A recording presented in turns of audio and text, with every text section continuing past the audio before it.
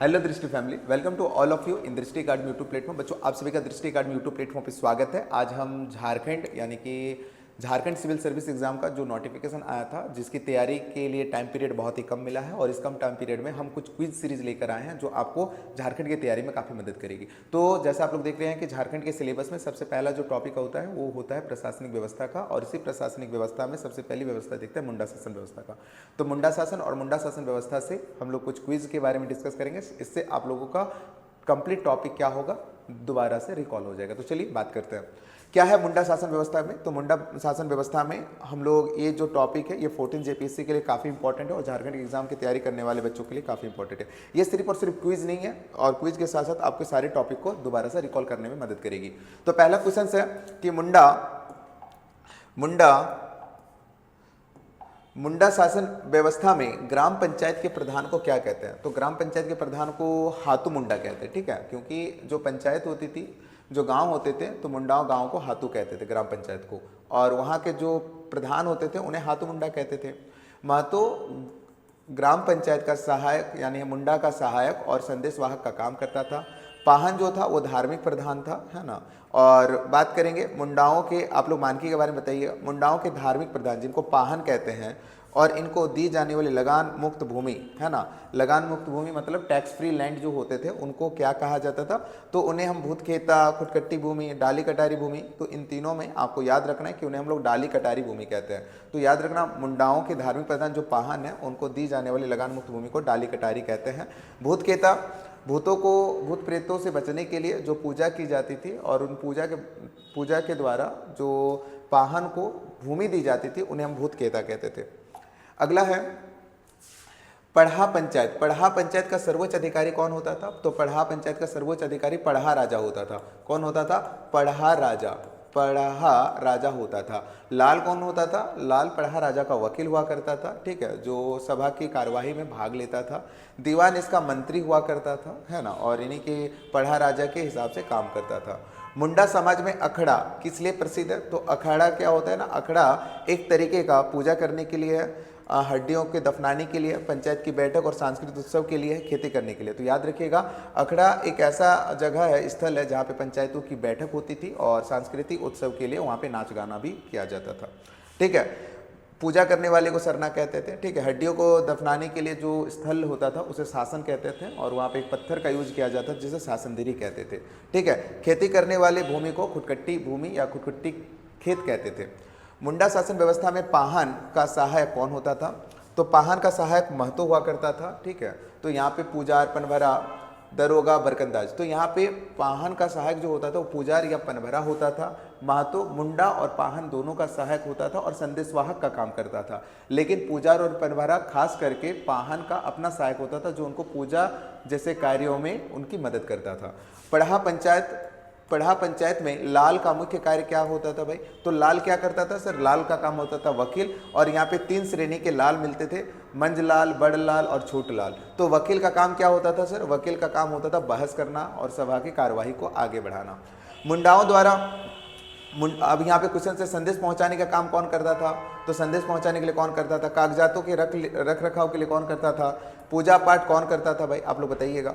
मुंडाओं द्वारा जंगल साफ कर बनाई गई भूमि को, याद रखना, जंगल साफ करके जो भूमि बनाई जाती थी उन्हें हम लोग खुटकट्टी भूमि कहते थे, ठीक है। जंगल साफ करके जो भूमि बनाई जाती थी उन्हें हम लोग खुटकट्टी भूमि कहते थे। पढ़ा राजा का वह अधिकारी जो सभा की कार्यवाही का रिकॉर्ड रखता था वो क्या कहलाता था। तो जो रिकॉर्ड रखेगा, दस्तावेज रखेगा, उन्हें हम लोग पांडे कहते थे। क्या कहते थे? पांडे कहते थे। दीवान कौन था? दीवान पढ़ा राजा का अपना मंत्री होता था, ठीक है। ठाकुर कौन है, कोटवार कौन है, आप लोग बताइएगा। मुंडा शासन व्यवस्था में महतो का मुख्य काम क्या होता था। तो महतो कौन था? मुंडा, जो हाथों मुंडा थे उनका सहायक, और पूजा जो पाहन होते थे उनका भी सहायक और संदेशवाहक का काम करता था।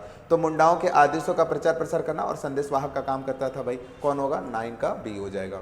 10 नंबर है, पाहन को भूत प्रेत की पूजा हेतु दी जाने वाले विशेष भूमि को क्या कहते हैं। अभी बोले थे, उन्हें हम लोग भूतखेता कहते हैं। क्या कहते हैं? भूतखेता कहते हैं। शासन समाधि स्थल होता था भाई। कोड़कर भूमि किसको कहते हैं? डाली कटारी। लगान मुक्त भूमि को डाली कटारी कहते थे।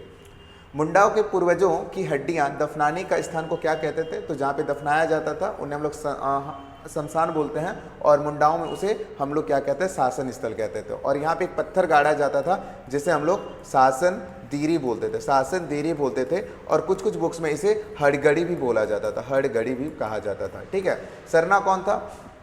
सरना मुंडाओं का अपना पूजा स्थल हुआ करता था, ये अपना पूजा स्थल था।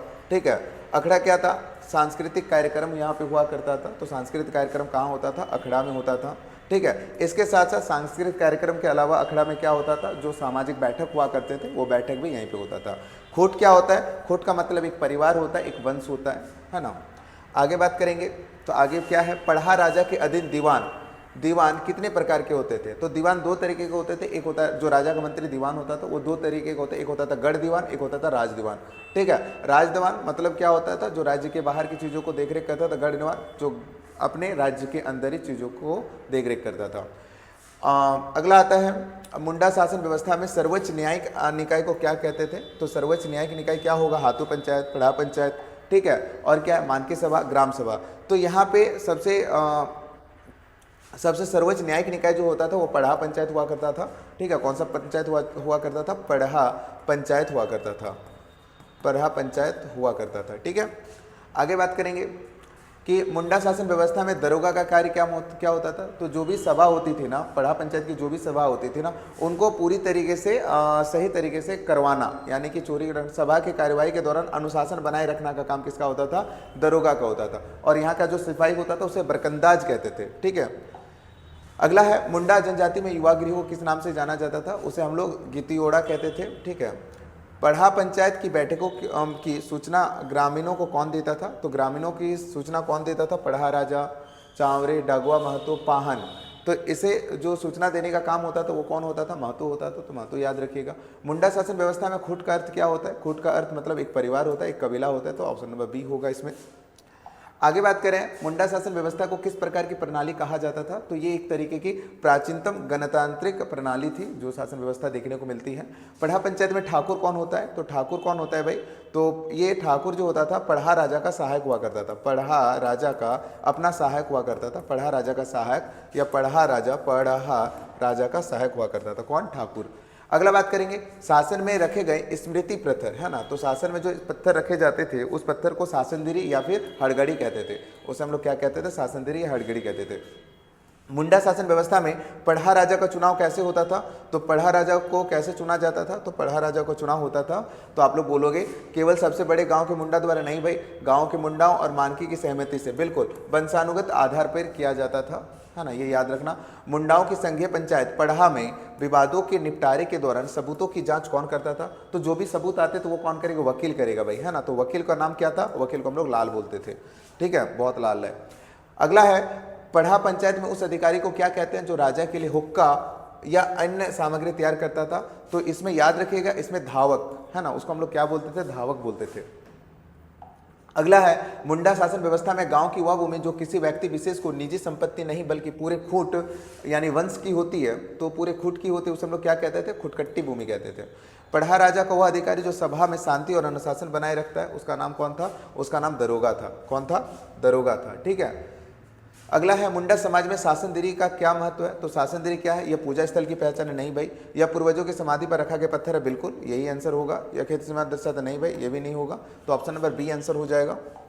क्वेश्चन नंबर 26 की बात करें तो मुंडा जनजाति में ग्राम पंचायत की बैठक कहाँ होती? तो अभी कहे कि जो भी पंचायत की बैठक होती थी वो कहाँ पे होगी? अखड़ा में होगी। ठीक है, पढ़ा पंचायत में पांडे का मुख्य काम क्या होता था? तो पांडे क्या करता था?